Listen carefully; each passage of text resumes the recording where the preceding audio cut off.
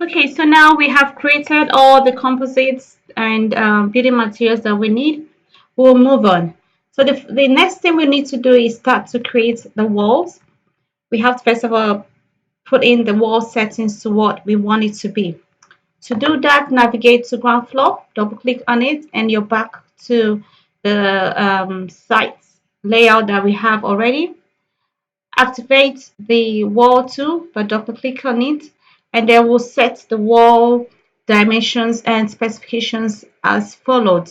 So you leave the wall top to be roof, and then the offset to top length should be 1 meters because we want it to connect to move up above the level that we are on.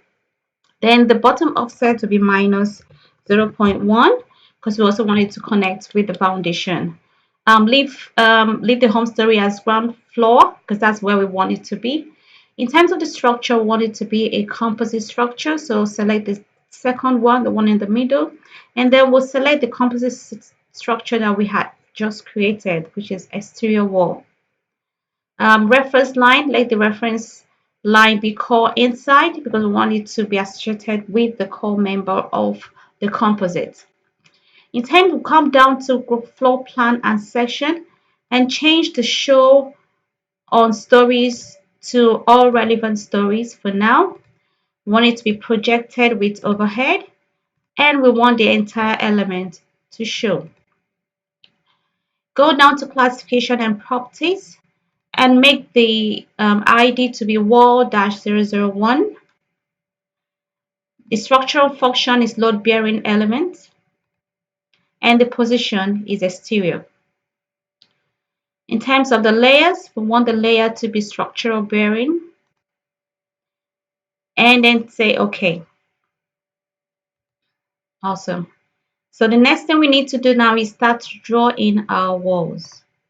To do that, go to the geometry method up here in the info box and make sure you have the rectangular geometry method selected. Now we want to draw a wall that is 7 meters from this point horizontally and 5 meters from this point vertically, the intersection between those lines. We'll use the guideline to create the point that we need. Pick up a guideline and place it vertically on the edge of your site. Move that guideline to be 7 meters away from the edge. Type in 7, OK. We repeat the same horizontally. Place it on the side boundary and then move it down 5 meters. Click enter. Now this is where we want to start drawing our wall, exactly here at the intersection there.